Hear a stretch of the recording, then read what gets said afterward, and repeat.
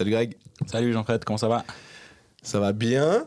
Et toi, après ce match contre les Britanniques? Bah ouais, on va faire 1h30 sur le match, on va décrypter shift par shift cette rencontre passionnante. Ouais, Désolé les gens, ça va être long. Voilà, alors, premier shift. Non, bah, ça fait partie du jeu. Il y a des matchs contre les équipes un peu moins fortes, mais il ne faut pas les prendre à la légère. La Suisse l'a fait très sérieusement. On va pas parler 2 heures de ce match-là, mais voilà, l'équipe de Suisse, après 2 minutes, chope un penalty. On a presque tendance à l'oublier, mais il y a penalty directement. Niederreiter va le gratter, Fiala le manque. Au passage, j'ai l'impression que les supporters tchèques se sont souvenus que Fiala les avait légèrement chambrés la veille parce qu'ils ont bien sifflé.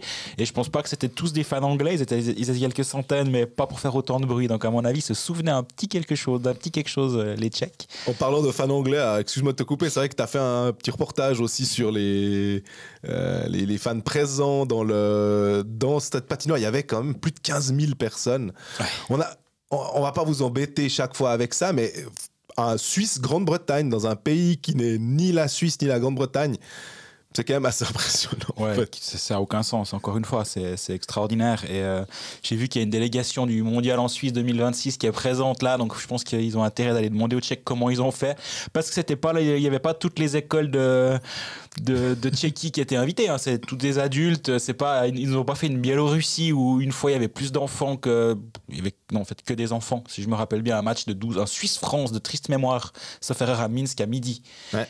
Et c'était une garderie, c'était terrible, c'était terrible. Mais ce qui était incroyable à Minsk aussi, c'était qu'on a l'impression que les gens, faut y aller. Non, mais j'ai quelque chose d'autre, faut y aller. Et que tu avais compris que dans le faux, c'était, si tu n'allais pas, tu avais des problèmes. En tout cas, c'est comme ça qu'on le ressentait quand on était sur place. Mais les supporters britanniques, très sympas, sans faire le côté oulala, c'est exotique, parce qu'il faut clairement pas tomber dans ce raccourci-là, et c'est pas ce que tu as fait. Non, je suis allé juste discuter avec eux, voir ce qu'ils foutaient là, et puis à quoi pensent leurs amis quand ils leur disent les gars, si jamais je pars 2 semaines en Tchéquie pour un match, un tournoi de hockey, puis en gros, il y en a un qui m'a quand même dit ouais, mais quand je disais que j'allais aux Pays-Bas pour voir Grande-Bretagne, Estonie, sauf erreur, c'était encore plus rigolo, hein, on me prenait encore plus pour un starbé. Donc, non, c'était cool, c'était aussi un moyen de parler d'autres choses parce que Suisse Grande-Bretagne, comme on l'a déjà dit, nous c'est un passage obligé, mais finalement presque autant pour les journalistes que pour les joueurs. Ouais, même si j'ai trouvé que les joueurs étaient en essayant de j'entamais mes questions en zone mixte en disant on était dans la tribune. On était là, il n'y a pas tellement d'histoire à raconter dans le sens où, comme ils ont joué sérieusement, on ne peut même pas dire vous les avez pris par-dessus la jambe ou vous vous êtes pas méfiés, vous avez eu de la peine et finalement vous avez gagné, un petit peu comme ce qui s'est passé contre l'Autriche. Il n'y avait pas ça. Donc finalement, il y a pas un gars qui a mis un triplé. Il y a quoi? Il y a Akira Schmid qui fait son premier blanchissage pour sa première titularisation. Il avait remplacé Reto Berra lors du match contre l'Autriche. Mais il avait fait que 20 minutes. Là, c'était lui qui était devant le filet dès le début. Ok, c'est une histoire. Mais je pense pas qu'Akira Schmid va se rappeler forcément de ce match-là en disant ouais, ça, c'était un gros match. Je pense que lui va s'en souvenir parce que sa première titularisation, mais nous, on va pas forcément s'en souvenir. Je pense que dans l'autre sens. Mais il a fait le job, ils l'ont bien aidé. Deuxième tiers, il a 2-3 actions parce que la Suisse a fait un assez mauvais deuxième tiers, on va pas se mentir. Ils étaient pas franchement percutants, pas incroyable, mais il y avait 2-0. Puis tu voyais que la Grande-Bretagne, ils avaient.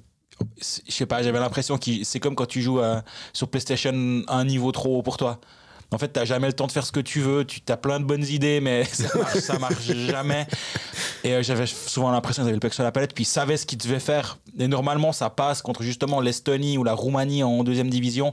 Puis là, quand t'as une vraie équipe en face, je dis pas que ça c'est des fausses équipes, mais t'as une équipe forte en face. Il n'y a plus la place, il n'y a plus le temps. De temps en temps, il partait en contre, mais il y avait Yossi qui revenait en 4 coups de patin. Il avait nouveau repris 2 mètres d'avance. Enfin, c'était juste le niveau professionnel versus le niveau amateur. Si je fais la comparaison avec les jeux de NHL, mais voilà. Mais ils ont pas. Franchement, la Grande-Bretagne a été admirable. Oui. Dans le sens, je suis pas en train de dire qu'ils ont fait un mauvais match, pas du tout. C'est malheureux parce que le gardien, il y en a 2 où il peut nous éviter ça. Et sur les 3 buts, il y en a que 2 finalement où tu dis avec un bon gardien. Il y a eu 3 poteaux aussi, le penalty. Mais justement, la Suisse aurait pu se faire embêter. Ouais. Par chance, il y a vite eu 2-0. Donc après, c'était un peu plus tranquille, mais tu sais jamais. Et à part ça, je sais pas si tu penses la même chose. On a vécu un match assez incroyable qui ne concerne pas la Suisse. C'est ce fameux Autriche-Canada où il y avait 6-1 après 40 minutes pour le Canada. Et dans, je sais pas, 99, mettez le nombre de 9 que vous voulez après la virgule, % de chance, le Canada classe l'affaire et c'est fini. Et il se trouve que dans un monde presque parallèle, les Autrichiens ont réussi à marquer 5 buts, à revenir et finalement à perdre 7-6 après prolongation, après 15 secondes de prolongation. Tavares a dit maintenant on arrête de rigoler. Mais finalement, la grande histoire, c'est ce 5-0. Donc, on a aussi la mémoire assez fraîche d'un cas où, si tu ne fais pas attention, le côté il n'y a plus de petites équipes, tu peux te faire embêter. Comme les Anglais avaient poussé les Canadiens, on va dire, il y avait quand même, ils ont gagné que 4-2, les Canadiens. Tu ne sais jamais. Donc, 2-0, on dit le pire score au hockey, tu ne sais jamais, avec un but que tu encaisses, puis après un rouleau de ton gardien ou une déviation malheureuse. Ça ne s'est pas passé. La Suisse en est à 11 points sur 12, première de son groupe. Prochain match, ce sera samedi contre le Danemark, où elle peut assurer sa place en quart de finale. Sachant que là... Alors certes, elle n'est pas qualifiée ou officiellement qualifiée au TEDx. J'ai même pas fait tous les scénarios. Est-ce qu'il y a un scénario dans lequel 4 équipes passent devant la Suisse? Je suis même pas sûr, avec la Norvège et le Danemark qui sont relégués à 3 points après 4 matchs. Mais théoriquement, la Suisse n'est pas qualifiée. Effectivement, elle pourrait même l'être. Je pourrais imaginer dès aujourd'hui si la Norvège perd, mais on va pas commencer à s'amuser à ça. Avec son début de tournoi, la Suisse va aller en quart de finale, je pense qu'on peut déjà le dire. Jouer sport, un jeu de la loterie romande. On passe au pari sportif. On a décidé qu'on faisait une petite capsule aussi pendant le championnat du monde à ce propos. Forcément qu'on va parier sur le match Suisse-Danemark. Et comme ça, c'est pas si évident selon les cotes. J'ai l'impression que, évidemment, tu dis ah bah tiens, la Suisse va gagner, mais je suis pas sûr de prendre un Suisse -2, -3, parce que je trouve que c'est presque faire preuve d'arrogance en fait. Mais à ce moment-là, c'est peut-être là où les cotes seraient un tout petit peu intéressantes et où tu m'autoriserais à le faire en disant non, Jean-Fred, une cote à 1,20, je te la refuse. Avant de passer à ce match-là, moi je te propose qu'on parle juste de pari long terme. Je voulais pas te couper, mais la Suède, elle le favori au titre et je m'en veux un peu parce que quand il y a 2 semaines, je dis la Suède, championne du monde à 4,75, on en pense quoi? Puis je dis pas qu'on m'a freiné, hein, pas du tout. Mais il y avait le Canada quand même. Les États-Unis sont forts. Je dis ouais bon ok, mais moi j'ai quand même l'impression que la Suède ça va c'est n'importe quoi. Délire. Et la Suède est à 2,70 désormais, elle était à 4,75 et est favorite au titre devant le Canada à 3,70. Et la Suisse, pour ceux que ça intéresse, est à 10 contre 1, au même niveau que la Finlande. Et je trouve intéressant, c'est-à-dire que la Suisse est 6e équipe la mieux cotée, on va dire au 5e, vu que c'est égalité avec la Finlande juste devant. Les Tchèques sont à 8,40, je comprends pas cette cote. Ouais. Les États-Unis à 4,20, pour moi, ils m'ont pas impressionné sur ce que j'ai vu, mais j'ai pas vu non plus tous les matchs en entier. J'ai vu des extraits par-ci par-là, puis des statistiques. Ils n'ont pas été impressionnants. La Slovaquie à 31, je pense que la Slovaquie vont un petit peu mieux que ça. Oui. Mais c'est intéressant de se dire qu'il n'y a que 4 places en demi-finale, puis il y a 6 équipes qui peuvent briguer le titre selon la Euro. Donc voilà, c'est pari long terme, la Suède à 2,70. Je pense que le train est passé. J'aurais dû monter dedans il y a 2 semaines. Je ne l'ai pas fait, donc maintenant je n'ai plus qu'à regretter. Il est sur le quai, le pauvre. Voilà. Il y a déjà les cotes pour le match Suisse-Danemark. Je pense qu'on va se concentrer là-dessus parce qu'effectivement, de dire que les États-Unis vont battre la Pologne à 1-0-1 contre 1, ça va moyennement intéresser. C'est à 1-0-1, vraiment? Ouais. Ok. États-Unis-France 1-0-4 les États-Unis, donc tu peux combiner les États-Unis battent la France et la Pologne à 1-0-6. Il y a des trucs qui sont pas très intéressants. Au passage, le pari en live quand le Canada mène 6-1, je pense qu'il n'existait probablement pas. Oui. Mais là, tu peux avoir des cotes marrantes aussi. Hein. Bah, c'est le fameux truc où tu dis si j'avais, non, il n'existait pas. Si j'avais mis 100 francs. Non, on peut déjà parler des deux matchs du week-end. La Suisse, il y a déjà les cotes qui sont sortis. Danemark-Suisse, Danemark à 4,70, match nul à 4,35 et la Suisse à 1,40.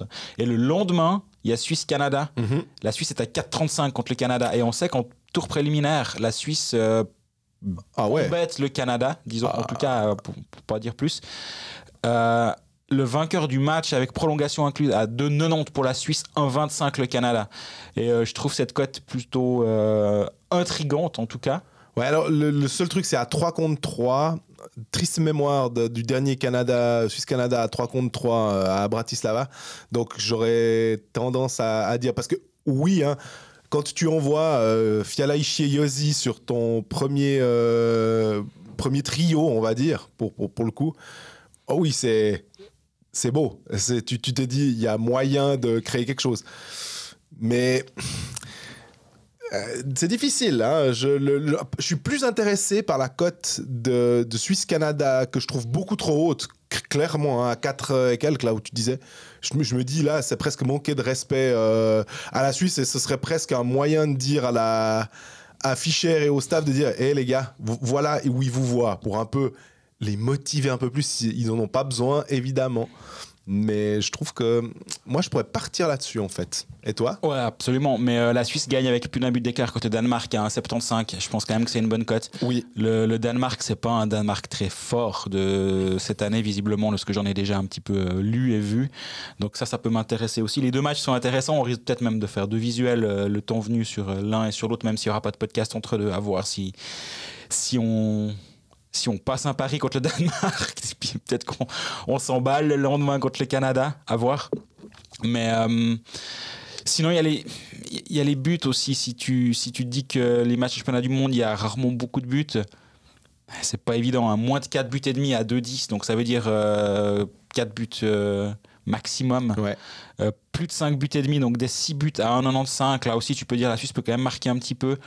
Je m'amuserai pas là-dedans. Je préfère de tout ce que tu as annoncé là, effectivement, même si un 70, ça passe encore. Hein, mais le but, c'est aussi d'essayer de donner un pari où les gens peuvent espérer gagner, où on a le plus comment dire, on y croit le plus.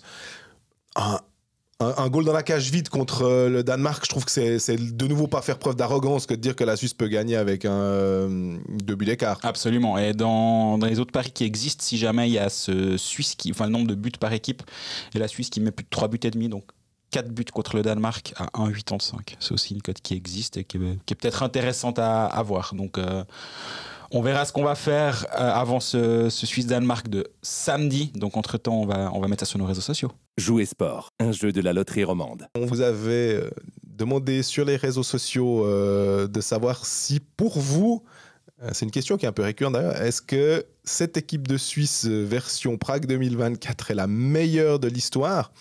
J'en profite aussi pour rappeler que dans ta newsletter, Greg, tu essaye de donner de faire une analyse en 3 points en disant pourquoi, selon toi, c'est la meilleure de l'histoire. Et il y a surtout ce point 2, c'est parce que Romagnosi. Ouais.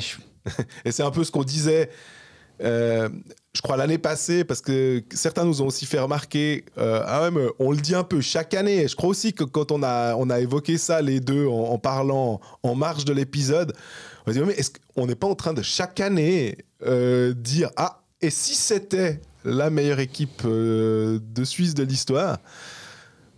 Cette année, vu le nombre de joueurs de NHL, vu le nombre de matchs disputés, on peut en tout cas gentiment le penser, il me semble. Hein. Ouais, là, il y a quand même... désolé pour ceux qui auront lu ma newsletter entre-temps, ou qui l'ont déjà fait, ou qui auront lu l'article sur Blick. Ça va être reposté. Mais si tu regardes bêtement le nombre de matchs de NHL, on a près de 4000 dans cette équipe, ce qui est plus que la Suède de l'année passée. Cette année, ça veut rien dire. Avec Edman et Karlsson, qui en ont plus de 1000 chacun, c'est un non-sens de comparer presque. Mais la Suisse, ouais, a près de 4000 matchs de NHL dans son vestiaire, on va dire, ce qui est énorme. Et en plus, il y a Romagnosi qui est sur la glace.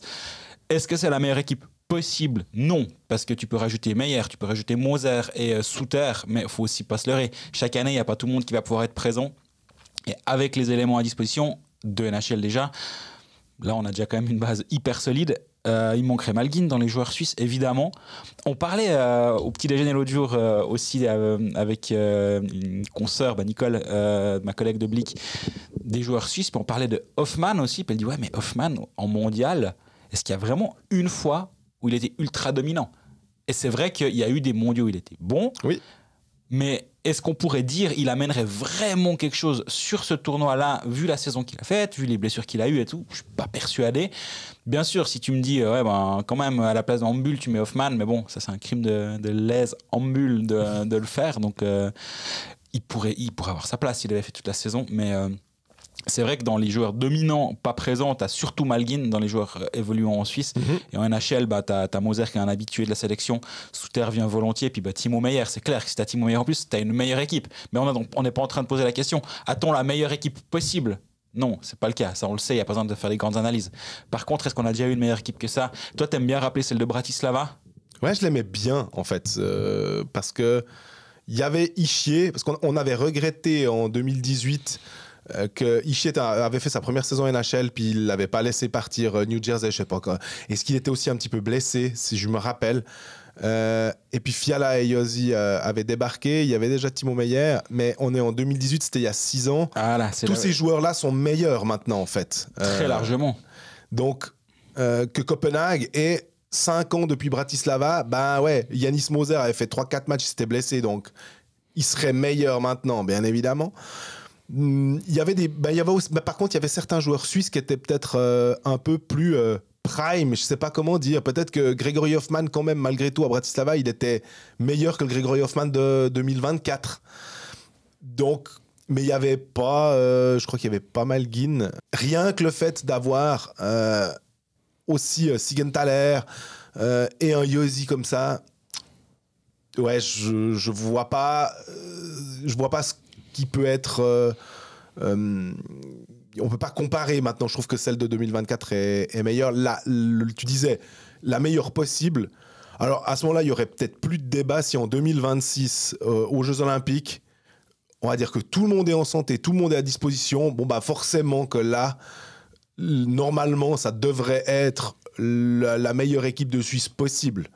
Mais par contre, là, on parle pas championnat du monde. Justement. Voilà. Et malheureusement, si la NHL s'arrête, alors à ce moment-là, toutes les autres équipes, tous les autres pays ultra forts, à ce moment-là, alors les rosters, là, on rigole encore plus du Canada et de la Finlande, par exemple. Justement, tu parles de 2019. Ischier, il a 20 ans en 2019. Alors, il fait un superbe tournoi. Il avait été excellent, hein, mais il a 20 ans. Et là, on a un joueur de 25 ans, comme tu dis, qui est dans la force de l'âge, qui est devenu capitaine. Non, il n'était pas encore. Il n'était pas encore capitaine à ce moment-là. Là, on a un capitaine de franchise de NHL qui a ses 25 ans. On a Fiala qui a aussi pris pas mal d'envergure depuis, qui est devenu une, je ne sais pas si on peut dire le terme de star de NHL. Pour un joueur suisse, oui. À l'échelle de la Ligue, je ne pense pas que c'est une superstar de NHL. Par contre, c'est un joueur qui marque ses 20-25 buts chaque saison sans aucun souci. En 2019, il était à un demi-point par match à Nashville. Il a été transféré à Minnesota en cours de saison. Et il n'était pas établi. Là, on parle d'un joueur qui sort de 2 saisons à plus de 70 points, une encore avant à plus de 80 points avec Minnesota. C'est pas la même chose. Et même, on peut se poser la question, mais ça, j'ai pas une réponse claire. Mais sur ce qu'on voit, est-ce que le Romagnosi d'aujourd'hui, est-ce qu'il n'est pas meilleur encore que celui de l'époque? Je pense que, je sais pas si on peut dire, on a Romagnosi Prime, mais en tout cas son Prime dure longtemps. Oui. C'est peut-être qu'il était, quand il fait le Norris, tu vois, à 30 ans, c'est la saison Covid. Là, il était impressionnant, mais quand il fait sa saison à 100 points, là, ça veut rien dire. Est-ce qu'il est moins bon maintenant avec sa saison à 85 points? Non, pour moi, c'est pareil. 85 points en 82 matchs. Pour moi, c'est pareil. Je veux dire, on a ce Romagnosi là. En ce moment, il fait partie des. Il est nominé au Norris, donc il fait partie des 3 meilleurs défenseurs de la saison. Alors du monde, on peut ergoter, mais de la saison, c'est un fait. Il est incroyable. On le voit d'ailleurs quand il est annoncé sur l'écran géant. Les Tchèques sont intéressés. On voit que c'est une star. Tu parlais justement de superstar. On voit que tout d'un coup, il y a un truc en plus avec lui. Ouais, absolument. Mais on va passer aussi à vos réflexions, parce qu'il n'y a pas forcément beaucoup de questions. Il y en a quelques-unes, mais c'est plutôt des réflexions assez intéressantes. Jérôme Mélan qui nous met « Bonjour messieurs, merci pour votre podcast et vos analyses. La meilleure équipe, je ne sais pas. Mais en tout cas, malgré le match contre l'Autriche, elle me semble sereine et sûre d'elle. Et elle sait où elle va. Autant le staff que les joueurs. Bon championnat, bon podcast. » Je trouve que effectivement, elle a connu des matchs pas simples. On l'a juste évoqué avec la Grande-Bretagne. C'était un match. Le résultat, le 3-0, fait qu'ils n'ont pas eu peur. Contre l'Autriche, ils se sont fait peur. Contre la Norvège, on a aussi dit que c'était un peu moyen. Puis on a vu un bon match contre les Tchèques. Mais le fait est qu'elle a quasiment le maximum de points. Ouais, puis les 2 points contre les Tchèques, comme on l'a dit l'autre jour, on ne peut pas parler de points gagnés ou points perdus. Ils ont battu la République tchèque en République tchèque. C'est une grosse prestation. Et ils ont gagné les matchs qu'ils devaient gagner. Finalement, on n'en attendait rien de plus. Maintenant, on va voir s'il y a une évolution. Finalement, c'est plus tard qu'on va pouvoir dire si sur la glace, c'est la meilleure de l'histoire. Par contre, je pense qu'on peut dire que sur le papier, moi je pense il y a un consensus là autour. Eh ben, en parlant de papier, Adrien K, bonjour messieurs, sur le papier j'ai l'impression qu'on a la meilleure équipe et dans la pratique on verra en quart avec le smiley qu'à la goutte. Bon épisode. On sent quand même, et on peut pas en vouloir aux gens, parce que je pense qu'on a cette même petite impression de dire, là on fait de nouveau des théories, c'est le but. Puis dans les faits, elle n'est pas encore qualifiée pour l'écart techniquement ou mathématiquement, mais de se dire, on verra contre qui on tombe. On a d'ailleurs une autre question, je ne sais pas si elle vient par la suite, mais c'est assez... on se dit, est-ce que les traumatismes contre l'Allemagne et les États-Unis vont ressurgir cette année ou pas, en fait? Ouais, c'est clairement là où elle sera attendue. C'est pas une analyse très, très poussée. Ce qui est bien dans ce début de tournoi, avec cette victoire notamment contre la Tchéquie, c'est que tu te donnes un tout petit peu d'air par rapport à la 4e place, parce qu'on va pas se mentir, de l'autre côté, si l'adversaire en quart de finale s'appelle Allemagne, Lettonie, Slovaquie, dans une moindre mesure États-Unis, parce qu'il faut toujours un peu plus s'en méfier, c'est plutôt une bonne nouvelle. La Suède va gagner le groupe très probablement, donc il ne faut juste pas finir 4e de notre côté. Les autres adversaires sont abordable. En tout cas, la Suisse peut partir dans le quart de finale en disant on a une vraie chance. Tu peux pas dire que tu n'as aucune chance contre la Suède, mais c'est un autre délire. Là, ça va être important de terminer 1, 2 ou 3 à tout prix. Donc maintenant, il reste 3 matchs. Le seul petit problème que je peux voir, c'est que la Suisse a joué un peu les simples. Puis elle termine par Canada-Finlande. Les Tchèques jouent aussi le Canada, aussi le Danemark. Mais c'est l'Autriche, l'autre match, puis il y a 2 points d'écart. Donc en fait, si le match d'écart, la Tchéquie fait 2 points de plus que la Suisse, ça peut, la 4e place, elle peut de nouveau être là, malheureusement. Ouais. Donc c'est là où, sur cette fin de tour préliminaire, elle doit vraiment, on peut pas dire, on verra en quart finale. Non, parce que là, il y a la Suède à éviter coûte que coûte.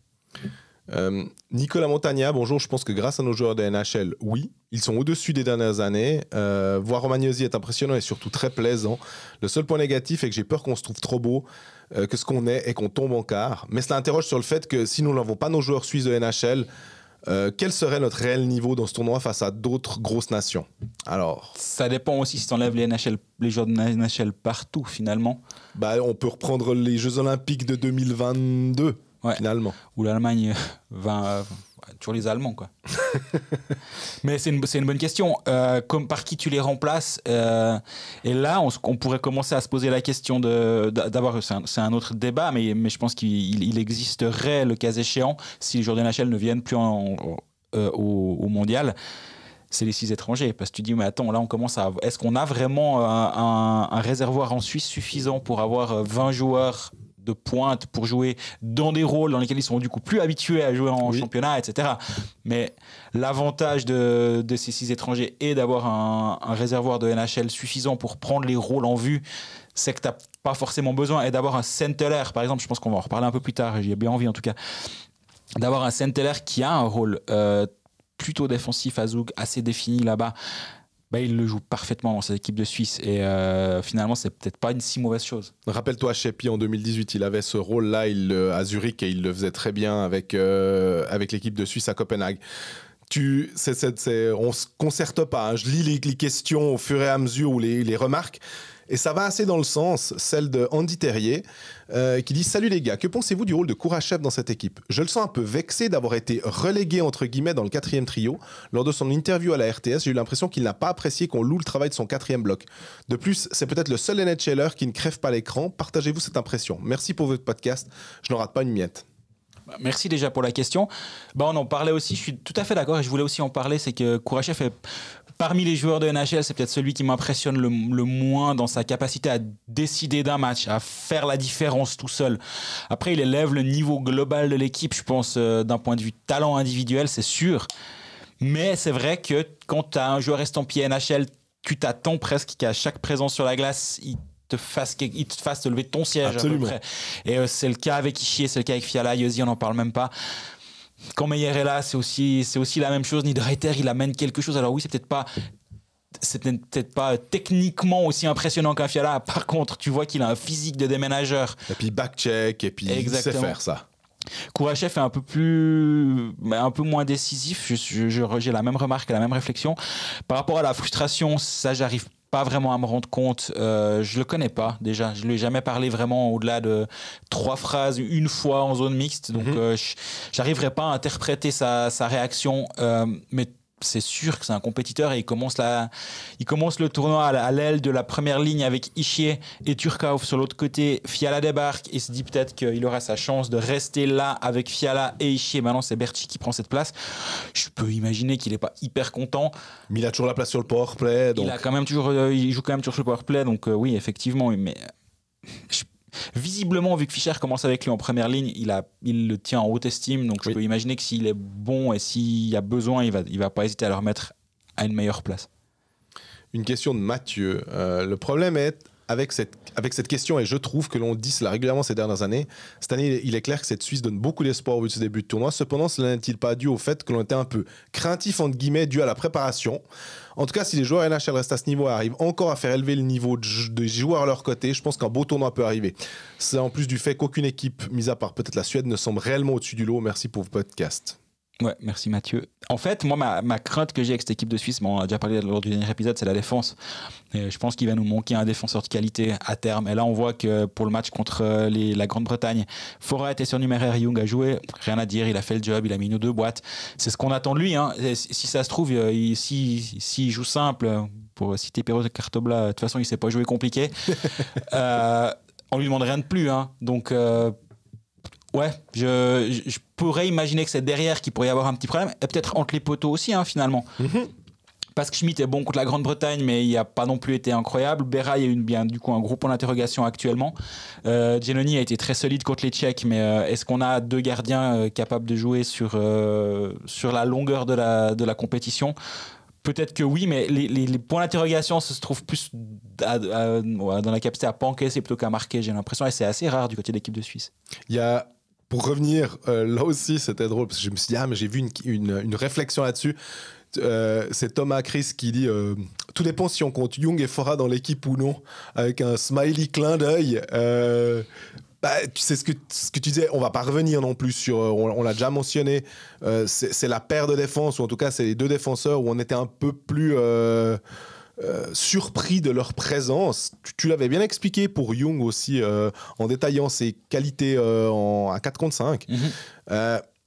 Maintenant, si l'équipe de Suisse joue à 6 défenseurs, c'est plutôt oui, mais s'il y a un blessé. Ouais, alors d'accord, mais s'il n'y a pas de blessé, ça va. Avec Yossi qui joue quasi 30 minutes contre les Tchèques. Comme tu dis aussi, il y a 3 power breaks par tiers-temps, donc ça permet aussi de pouvoir renvoyer une première ligne un peu plus rapidement plutôt que de devoir jouer avec un 7e défenseur que tu fais tourner avec Kukan notamment. C'était Kukan et Young qui ont tourné un moment ensemble durant le match contre la Grande-Bretagne. Donc c'est aussi des facteurs qui permettent peut-être de donner un peu plus de minutes à tes premières lignes. Question de Greg Zup. Vous en avez déjà parlé, mais Turkov sur la 2e semble vraiment intéressant. Et je me suis dit, tiens, ça permet de lancer Greg sur le... Sur mon thème, j'en parle à tout le monde ici. J'espère qu'un jour, ça va arriver aux oreilles de Patrick Fischer. Non, j'en ai déjà parlé à lui, mais j'ai juste posé une question. Je ne lui ai pas dit, tu dois faire ça. Mon Dieu, je ne me permettrai pas.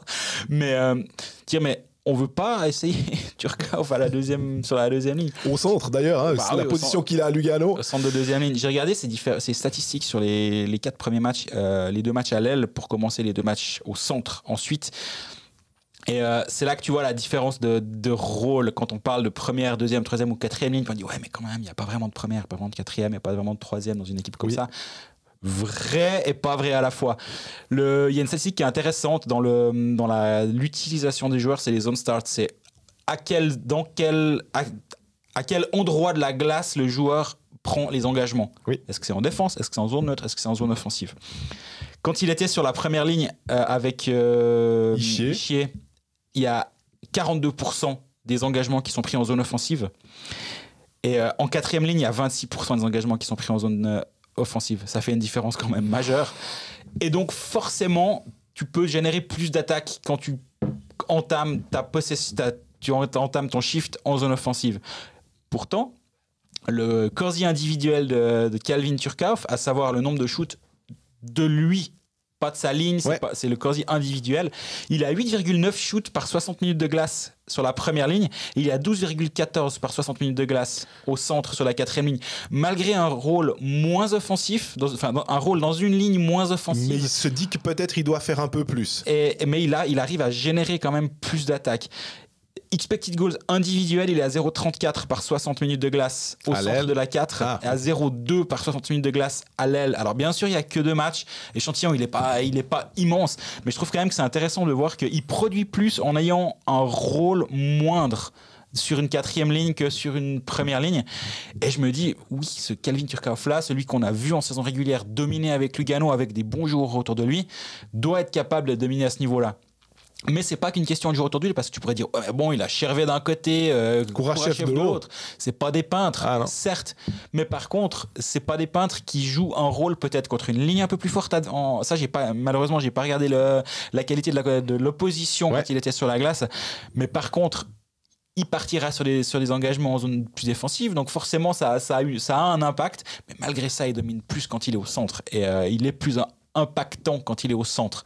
Et pour moi, c'est clair et net. Et j'attends le moment. Et encore une fois, c'est rien contre Kagnaguer qui fait vraiment mieux que ce que j'imaginais. Mais il est dans des chaussures, une taille trop grande pour lui, je pense, au centre de deuxième ligne. Et s'il descend au centre 3 ou 4, là, ça devient assez égal, mais c'est pas une des 2 lignes offensives. Bah là, il sera dans des chaussures à sa taille et ce sera, à mon avis, encore meilleur. Mais tu le disais aussi, Calvin Turcoff, c'est 60 points. On n'a plus vu ça depuis. Peter Yax. Ça fait. Moi, j'ai vu Peter Yax jouer. Je pense qu'il y a 2-3 auditeurs qui ont encore vu. T'es un ancien si t'as vu Peter Yax. Mais ça prouve que ça démontre l'âge que j'ai, hein, effectivement. Calvin Turcoff, ce qui peut être aussi. C'est pas frustrant, mais de se dire, il vient à ce championnat du monde d'un point de vue personnel, au-delà de l'équipe, de l'esprit d'équipe qui a l'air très bon. Il vient aussi un peu pour se montrer. Tu fais 60 points au championnat de Suisse, t'es le 2e meilleur compteur derrière Sørensen. Peut-être que là, les équipes de NHL se disent, ah bah tiens, on va le scouter. Mais tu le mets où? Parce que sur une des 2 premières lignes, c'est compliqué en NHL. Pour moi, c'est même impossible vu comment il joue. Et là, j'ai même l'impression que sur une ligne à vocation défensive, il faut qu'il se bouge un petit peu pour qu'on ait vraiment l'impression que, on voit ce qu'il est capable de faire. Même peut-être dans une ligne, comme tu viens de le décrire avec son corsi, peut-être un peu plus défensive, mais qu'on se dit, non, mais il est vraiment essentiel à cette équipe-là, et dans mon équipe de NHL, je peux l'envisager en centre de 4 parce que c'est tout d'un coup un type qui peut quand même me marquer ses 10-15 buts sur une 4e ligne de NHL. Mais j'ai l'impression qu'il doit se bouger un peu les fesses parce que il y a la comparaison qui est faite avec justement Niederreiter, avec Fiala, avec Ishier, parmi des attaquants, et avec Niederreiter. Et justement, je parlais avant de Sven Senteler, je ne sais pas si tu as une question là autour ou pas. Mais j'ai pas de question sur Sven Senteler. Moi, il y a aussi un truc qui m'a assez impressionné dans les statistiques qui a avancé des différentes lignes. Et la chance de ce qu'on a sur cette compétition, c'est qu'il y a 2 lignes qui n'ont pas bougé sur 4 matchs, à savoir Senteler, Herzog, Simeon d'un côté, Andrighetto, Jäger, Niederreiter de l'autre. Et l'expected goals for, donc le nombre de chances de but en faveur de l'équipe de Suisse, lorsque ces joueurs sont sur la glace, Senteler est à 81,64% de chances de but en faveur de la Suisse, Herzog 72 et Simeon 73. C'est vraiment immense. Andrighetto, Jäger et Niederreiter, c'est 66, 66, 68, ce qui est tout à fait OK, hein, mais c'est largement moins que les autres. En expected goals individuel, si tu cumules les trois, c'est 1,59 à 1,58. Donc en fait, cette ligne de Zugua fait au moins aussi bien, voire un poil mieux, mais vraiment une poussière de mieux que la ligne Andrighetto, Jäger, Niederreiter. Et ça devrait pas être le cas. Et je me demande, et le Corsi aussi, en faveur de l'équipe de la Suisse, quand ils sont sur la glace, c'est 64, 63 et 59 pour Senteler, Herzog et Simeon. C'est 60, 58 et 57 pour Andrighetto, Niederreiter et Jäger. Ce qui veut dire que dans les statistiques avancées, la ligne numéro 3, entre guillemets, qui est celle des Zougois, a plus d'impact, plus de possession de puck en zone offensive et plus de shoot que la ligne de Niederreiter, Andrighetto et Jäger. C'est là aussi où je me dis qu'il y a peut-être moyen, et je ne suis pas en train de dire que c'est que de la faute de Jäger, surtout pas, mais si on veut peut-être faire pousser cette ligne vers le haut, peut-être qu'il faut faire quelque chose. Ça peut passer par autre chose, hein. C'est pas la seule solution. Moi, ça m'a l'air d'être la plus évidente. Je vois pas comment tu peux rétrograder Niederreiter et Andrighetto sur une autre ligne beaucoup plus basse et te dire, est-ce que tu dois monter Niederreiter à l'aile de Ischier à la place de Berchi? Mais là, tu commences à tout déconstruire ce que tu avais commencé à construire, et je me demande si c'est pas forcément le moment. Mais là, justement, est-ce qu'il n'y a pas un saut de qualité à faire avec cette deuxième ligne quand tu la compares et qu'elle est pas meilleure que la ligne des Zougois, alors que tu as deux joueurs dominants comme Andrighetto et Niederreiter? Est-ce qu'il n'y a pas un petit peu une perte d'énergie à cet endroit-là, et il faudrait peut-être trouver un moyen d'augmenter le niveau? Alors, je ne sais pas si c'est un moyen d'augmenter le niveau, ce que propose Loïc Glana, qui nous dit bonjour à vous et merci pour votre travail remarquable. Je ne pense pas forcément que c'est la meilleure, mais elle est mieux équilibrée que d'habitude. Pour moi, au retour de Haas, ça devrait être pour Kourachev. Et vous, et la ligne de centre, elle n'est pas dans le bon ordre, à votre avis? Ouais, alors j'entends. Puis c'est vrai qu'il y a cette donnée-là qu'on a oubliée. C'est Gaëtan, oublié, enfin on en a parlé, mais pas aujourd'hui encore. C'est Gaëtan Haas n'a toujours pas rejoué. C'est forcément une possibilité de se dire, mais Gaëtan Haas en centre de 2, le pauvre Jäger, il va croire que je vais absolument l'envoyer par le fond. C'est terrible, mais il n'écoute pas, heureusement. Tu veux pas l'envoyer à Ajoie? Non, ça c'est moi, ça en général. mais si tu mets un Gaëtan Haas qui est forcément fiable défensivement, c'est une de ses grandes qualités, mais peut-être qu'il y a un poil plus de jus offensivement. Et d'expérience. Et d'expérience, et voilà. Mais après, du coup, est-ce qu'il n'y a pas un centre de trop maintenant qu'on a remis Turkov au centre? C'est un problème de riche, on est bien d'accord. D'instinct, tu voudrais enlever Senteler, mais ce que j'ai dit avant, pour moi, il ne mérite pas de devoir céder sa place. Je n'ai pas l'impression que Jäger non plus, mais à un moment, il va falloir prendre des décisions. C'est plutôt un beau problème à avoir, mais ouais, est-ce que le quartet des centres, pour moi, est dans le désordre, effectivement, je l'ai déjà dit avant. Et à voir si le quintet avec Gaëtan est changé. Il faut savoir qu'à la fin du match contre la Grande-Bretagne, Patrick Fischer a dit que Haas n'était toujours pas prêt. C'est le seul joueur qui n'est pas à disposition de l'entraîneur. Donc sous-entendu, Fora n'a pas été ménagé pour une blessure, il était surnuméraire, et Berra était surnuméraire. Et quand on parle de la colonne de centre, il y a aussi toute cette adaptabilité des joueurs.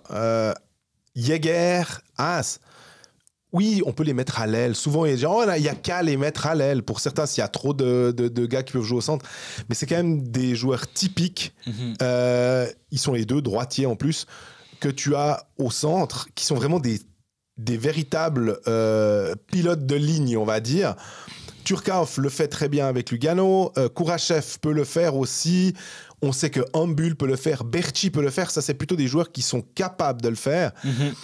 Mais en même temps, et Senteler, et Haas, et Jäger sont des centres, on va dire, purs. Absolument. Donc, c'est pour ça aussi que ça nous fait dire des fois que oui, on peut trouver une possibilité de décaler des joueurs. Mais si on veut rester dans une sorte de colonne vertébrale pensée et intelligente, c'est un peu ces quatre noms qui sortent en premier du lot, disons. Ouais, absolument. Après, on peut se poser la question, Simeon même si sa ligne tourne bien, il a eu des occasions, mais il n'est pas très efficace. Est-ce qu'à cet endroit-là, il y a peut-être quelque chose à aller gratter, mais en même temps, la ligne tourne bien. Donc, c'est des fois le mieux est l'ennemi du bien. Et puis, tu te dis juste, mais non, après 4 matchs, cette ligne, elle a tenu la route.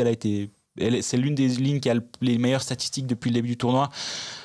Même si elle n'est pas très efficace, parce qu'il faut quand même se rendre compte, c'est que la Suisse a beaucoup marqué en powerplay depuis le début du tournoi, et à 5 contre 5, c'est un tout petit peu plus difficile. Donc je me demande justement, je pense que ça doit être un des chantiers de Fischer. Là, il a 2 jours, on a ses jours off aujourd'hui, ce jeudi.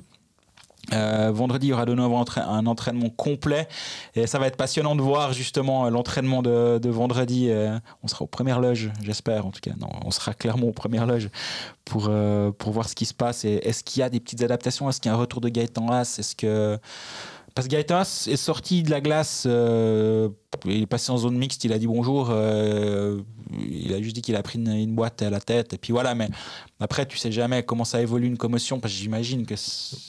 Alors, là, attention, c'est une supposition, on le voit prendre un coup à la tête, il sort en disant qu'il a pris un coup, derrière on l'a pas revu, il est day-to-day, on peut supposer que la tête a été touchée, et si oui, ben, tu sais jamais trop comment ça évolue une commotion le lendemain, etc. Donc, on n'a pas de nouvelles, on ne sait pas. Si ça se trouve, il a pris un coup à la tête, mais il a peut-être une douleur à l'épaule, au cervical, à la nuque, Dieu sait quoi. Donc, je suis pas en train de dire qu'il a une commotion. Hein.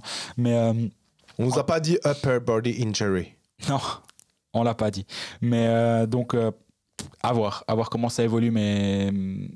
Je pense qu'il y a des petits ajustements à faire à mon avis et puis sans tomber il faut tout changer parce que l'équipe de Suisse a quand même encore une fois le match contre les Tchèques, c'est un match référence et faudrait pas non plus l'oublier. Réflexion de KZ sur Twitter au sujet de la meilleure équipe. On a entendu ça l'année passée, à la différence près que cette année on a Yezi à la place de Moser, mais nous n'avons pas de jeunes cracks comme un Bedard, Slavkovski ou Zuber. Est-ce une bonne chose pour la suite?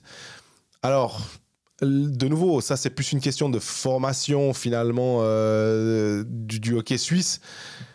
Le jeune crack qu'on pourrait avoir finalement, c'est Lian Bixel, celui que je vois le plus capable d'intégrer cette équipe où on se dit ah ouais tiens d'ailleurs j'ai lu dans Blick que je crois que ça vient de l'agence qu'il avait été rappelé par les Dallas Stars et parce que alors lui il se fait éliminer en play-off en Suède, après il part au Texas Stars en AHL, il se fait éliminer, il va c'est le chat noir le type.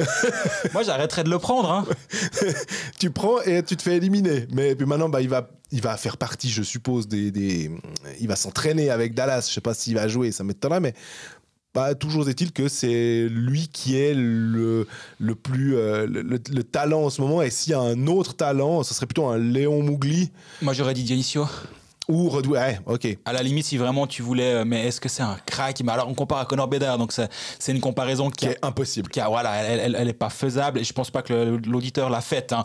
Il donnait l'exemple dans une autre équipe où tu as le jeune que tu as mis, et comme nous, par le passé, on avait Niederreiter avec la grille, on a eu Fiala avec la grille, et c'est vrai que là, on a eu Moser à Bratislava, où ils nous avait tous surpris. Malheureusement, on avait passé un peu pour des ânes, cut après cut, en disant Moser. Puis finalement, il jouait sur la ligne avec Diaz à Bratislava avant de se blesser. Là, c'est vrai qu'on n'a pas cet élément-là, et en même temps, j'ai pas l'impression qu'il nous manque. Mais c'est vrai que si on avait pu avoir un Dionisio dans cette équipe, surtout voyant les Young et Fora qui sont un peu, je sais pas comment dire, instables ou qui donnent pas tous les signes de stabilité. J'aurais bien aimé le voir ici, mais peut-être que c'est un peu trop tôt aussi. Hein. Ouais, tu sais, c'était un peu... Dionisio, c'était un moment où je t'ai dit « Ah, mais ce serait peut-être pas mal. » Puis tu dis « Ah ouais, ce serait cool. » Un peu pour humer l'air. Parce qu'on avait vu ça par le passé quand Fiala était venu à Minsk, il avait fait... C'était un des rares joueurs qui avait fait le championnat de la même année. M18, M20, le mondial avec les grands. Tu parlais de la grille de Niederreiter. On a vu des gars, quand ils étaient vraiment bons, des jeunes, intégrer cette équipe. Et c'est aussi d'ailleurs grâce à ça qu'on a cette génération-là maintenant qui est aussi forte maintenant. Absolument. C'est parce qu'on les a intégrés, qu'ils ont déjà l'habitude et l'expérience. Pas juste vu qu'on parle de Dionisio, il a terminé donc ses playoffs de OHL. 17 matchs, 17 points. On rappelle qu'il est défenseur. On rappelle qu'il est défenseur. Faut pas l'oublier, t'as raison. Et en saison régulière, il est dans deux équipes vite calculées à 60 matchs, 73 points, 25 buts, 48 passes décisives. Et il est censé jouer à Bienne. En tout cas, il a un contrat valable avec Bienne.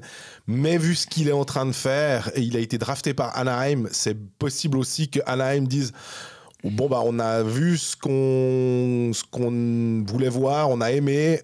Écoute, va en AHL, et pour un défenseur, il faut aussi se dire que c'est des fois pas forcément la même chose que pour certains attaquants. De fait de jouer sur une petite patinoire, il y a 2-3 réflexes à prendre, et j'aimerais terriblement le voir en équipe avec Bienne en championnat de Suisse, parce que je pense que ce serait vraiment super. Maintenant, pour sa carrière, s'il a l'occasion d'aller jouer en Amérique du Nord, c'est peut-être mieux. Ouais, puis on entend souvent tel joueur, est-ce qu'il pourrait rester en Amérique du Nord? Est-ce que si? Est-ce que ça? Il va être soit en Suisse, on ne sait pas. L'Amérique du Nord, peut-être. Lui, c'est pas la même chose. Lui, il est vraiment. C'est du niveau de. Pas forcément au niveau de la qualité, au niveau du jeu, je les compare pas, mais c'est du niveau de Yann Bixel, dans le sens où il peut vraiment évoluer en Amérique du Nord assez rapidement et le faire ce saut-là. Donc c'est aussi pour ça que ça aurait été cool de le voir là. Maintenant, ils ont leur raison et je peux que comprendre. Il a aussi une saison qui s'est terminée le 5 mai. Oui. Pour un junior. Pour un junior, il a joué des pellets de match. Je comprends aussi peut-être le choix de dire ouais, ça vient peut-être un an trop tôt. Yannis Moser, si on prend la comparaison, quand on disait justement qu'il avait fait cette préparation, il a fait toute la préparation. Ça veut dire qu'il avait fini très vraisemblablement au mois de mars son championnat.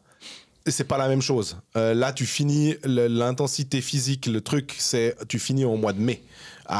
Tu vois, tu disais le 5 mai, c'était 4 jours avant le début du championnat du monde.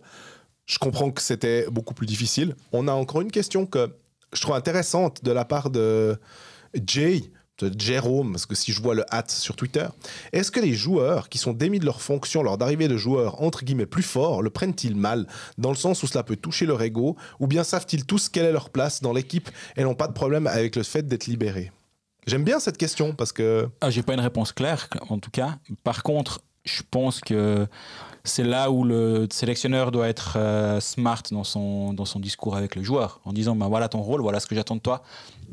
Et de ce que je crois comprendre, il le fait plutôt bien. Les relations interpersonnelles sont assez bien gérées. En tout cas, j'ai pas eu, alors en on, forcément pas, mais en off, j'ai jamais non plus eu de joueurs qui m'ont parlé en mal de cet aspect-là de la part de Patrick Fischer. C'est plutôt le contraire que j'entends. Si les choses sont très claires, admettons avec Kourachev, en disant, ou avec Turkov. Écoute, Calvin, tu commences à l'aile de la première, mais on me semble que ça se passe bien pour Kevin là-bas, il risque de débarquer. Ça risque d'être à cette place-là, tu restes là tant qu'il n'est pas là, mais sitôt qu'il arrive, il prend ta place. Si c'est clair dès le début, pour moi, il n'y a pas de souci, ils doivent le comprendre.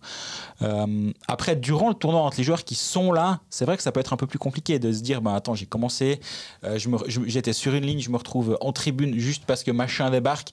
En même temps, ça fait partie du jeu. Quand tu as un coéquipier qui est plus fort que toi, il joue et c'est juste complètement normal. Donc, j'ai pas l'impression qu'ils doivent mal le prendre. Ça doit faire chier, il faut être clair. Ouais. Mais pas d'un point de vue orgueil mal placé. Plutôt, c'est des compétiteurs et ils veulent quoi jouer. J'en parlais avec Christophe Berchi après le 3e match, quand il a joué avec Fiala et Ischier. Et... il me disait, bien sûr, quand tu commences, on me donne le rôle de 13e attaquant, ça m'embête. Moi, je préfère être sur une ligne, je préfère jouer, et puis voilà. Mais je suis pas là pour mettre en cause les décisions du coach. Il me dit d'être là, je serai là, et je fais ce qu'on me demande au moment où on me le demande, et si on me demande de faire plus, je fais plus. En l'occurrence, c'est Berchi qui m'en parle, parce que c'est avec lui que j'en ai parlé, c'est lui qui a vécu ça. Oui.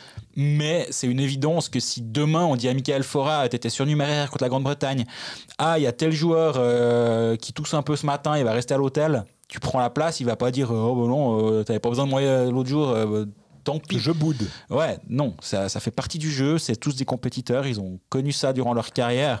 Est-ce que ça leur fait un peu de la peine? J'imagine bien, mais mal le prendre, je doute un petit peu. Ouais, je suis d'accord avec toi dans le sens où quand on discute avec les joueurs, ils ont, depuis le début de ce tournoi, cet état d'esprit de dire l'équipe avant tout et c'est pas pour la presse. Ils ont vraiment envie d'aller. Le but, c'est clairement. Les quarts de finale. Voilà, le but, c'est clairement l'or. Enfin, je veux dire, ils veulent aller chercher enfin ce titre. Et si tu mets ton ego avant l'équipe, forcément que tu vas être plus un poids quelqu'un qui va aider l'équipe à viser ce but-là. Donc j'ai l'impression qu'ils sont tous à se dire on fait ce qu'il y a de mieux pour le sélectionneur. Tu prenais l'exemple de Berti, mais je pense qu'on peut prendre l'exemple de Hambul qui est là depuis 2004. Il en a vu. Il a toujours eu le soutien des sélectionneurs, mais on pourrait se dire aussi que ce soit Ralph Kruger, que ce soit Sean Simpson, que ce soit Glenn Hanlon, que ce soit Patrick Fischer, ils l'ont tous sélectionné. Donc à un moment, c'est pas... certains pourraient dire les petits copains. Alors il a beaucoup de petits copains. Ouais, puis cet aspect-là, ça me fait toujours un petit peu rigoler parce qu'en fait, le but du sélectionneur, c'est quoi? C'est c'est de gagner les matchs en fait. Ces seuls examens de passage, c'est pendant 2 semaines par année. Le reste, il peut perdre 12 de suite à l'Euroquet Tour, c'est complètement égal en fait. Son examen de passage, il est là. Et te dire, ces amis Zougois, Davosien, Bernois, Zurichois, Suisse allemand, quoi. En fait, il va essayer de composer la meilleure équipe possible.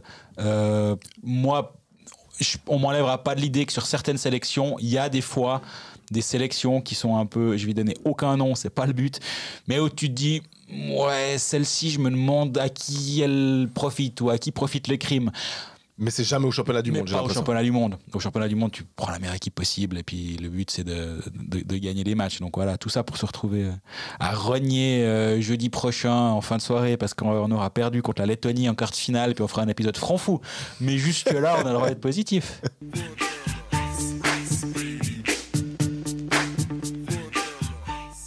Et puis on termine avec une réflexion qu'on vient de recevoir d'Anthony Otto, en imaginant que c'est effectivement la meilleure équipe jamais alignée, et quand on voit ce que les effectifs suédois, américains ou canadiens proposent, ne faut-il pas baisser nos attentes et se dire que Fischer ou pas derrière le banc pour être champion du monde, il faudra quand même, dans tous les cas, un exploit. En plus, vu la relève peu talentueuse qui semble venir dans quelques années, il serait avisé d'espérer gagner rapidement tant que la Suisse possède un des 15 meilleurs joueurs au monde dans ses rangs. Josi, c'est un Federer moins médiatisé. On ne se rend pas assez compte de ce qu'il fait sur une patinoire. Voilà. Désolé pour la longueur et merci pour vos épisodes que je suis toujours avec assiduité. Anthony. Merci beaucoup Anthony. Je pense que ça résume vraiment pas mal ce qu'on a aussi voulu dire. Donc moi j'ai bien aimé l'aspect Josi, c'est du niveau de Federer en moins médiatisé et c'est assez juste. Oui.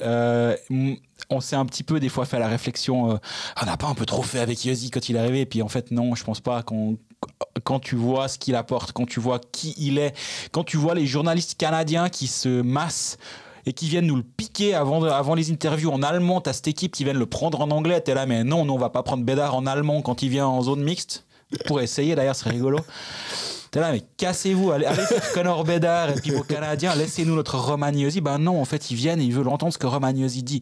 Et ça, je trouve que c'est assez c'est marquant. Et ça arrive, il y a toujours un journaliste qui vient parler à Nico Hischier, etc. Mais Josi, c'est différent, ils sont quelques-uns devant lui, et pourtant la délégation de journalistes canadiens n'est pas extraordinaire parce que comme d'habitude ils en ont pas grand chose à faire mais les journalistes finlandais quand ils présenteront le match ils vont pas prendre Sven Teller. Ah non, il devrait, mais il est intéressant je crois. Mais donc oui, je rejoins un petit peu tout ce que dit Anthony. Puis l'aspect baisser les attentes, j'entends aussi, parce que c'est ce qu'on essaie de dire aussi, c'est qu'on est dans le top 6 mondial, voire 7, ça dépend des années, 6-7, c'est pas top 4, donc c'est pas une demi-finale assurée. Donc il faut l'avoir en tête, puis en même temps, comme on l'a déjà dit l'épisode précédent, c'est le jour où collectivement, tout le hockey suisse arrêtera de se dire c'est pas le top 4 notre niveau actuel, mais plutôt 6. C'est peut-être là que tu arriveras à franchir une étape, puis que tu arriveras à aller en quart de finale en conquérant et pas en te faisant dessus comme l'année passée contre l'Allemagne. Mais c'est une mentalité à devoir changer. Mais moi, je reste persuadé que cette année, il y a quelque chose à faire. Oui. Problème, ça va un peu dépendre du tirage. Quand je dis du tirage, c'est de la position. Hein. La Suisse peut influer, mais oui et non. Parce que si tu joues la Lettonie ou les États-Unis en quart de finale, c'est quand même pas la même chose. C'est pas le même délire, comme on dit. Donc voilà, on est au terme de cet épisode 3 depuis Prague. On vous remercie de nous avoir donné du contenu pour faire cet épisode après. On a presque fait aussi long que le match Suisse-Grande-Bretagne, mais j'espère que ça n'a pas paru aussi long pour vous que pour nous, l'épisode que le match Suisse-Grande-Bretagne, mais c'était un peu longué sur la fin quand même. Notre prochain épisode, on est en train d'organiser une interview pour vendredi. On avait fait une demande pour Gaëtan Haas. On nous a dit on ne sait pas trop où il en est. Tant qu'il n'a pas rejoué, il n'est pas à disposition des médias, ce qui est complètement compréhensible. On va trouver une solution de repli. Moi, je suis sûr qu'on pourra trouver quelque chose de très intéressant à faire. Normalement, vendredi, 17h, prochain épisode avec un international suisse à notre micro. Les années précédentes, on avait eu Hoffman, on avait eu Berchi. À voir, on va pas faire Berchi cette année vu qu'on l'a déjà eu à notre micro. As, on va pas le faire. Il reste 2-3 options, laissez-vous surprendre. Et si vous avez des envies de joueurs que vous aimeriez entendre, on peut tout à fait être à l'écoute, même si les options ne sont pas nombreuses. Ouais, mais il y a quelqu'un qui nous a dit mais moi j'aimerais bien entendre Michael Fora. Ouais. Je me dis, ça pourrait être sympa, Michael Fora. C'est clair qu'il jouait à Ambry, puis après il est parti à Davos, donc il est un peu le plus loin possible pour nous dans le quotidien du championnat de Suisse, on va dire. Mais effectivement, Michael Fora parle français, Oui. donc il fait partie des joueurs qui sont des papables, on va dire. Eh ben, en tout cas, merci pour votre fidélité. Nous, on est à disposition pour répondre à vos questions. Si on se croise en ville de Prague, on peut se dire bonjour. On est même en train de faire des intermédiaires pour des tickets, hein, notamment pour le match contre le Canada. Alors aussi, il y a un auditeur qui nous a dit, si vous avez quelqu'un qui a un ticket pour le match contre la Finlande de mardi, je suis preneur. Donc l'appel est lancé, on prend 10% sur la vente. Voilà, non, c'est pas sérieux, mais l'appel est lancé. Si quelqu'un a un billet pour la Finlande, contactez-nous en message privé, puis on fera suivre à la personne qui souhaite acheter ce billet. D'ici là, portez-vous bien et bon match. À bientôt.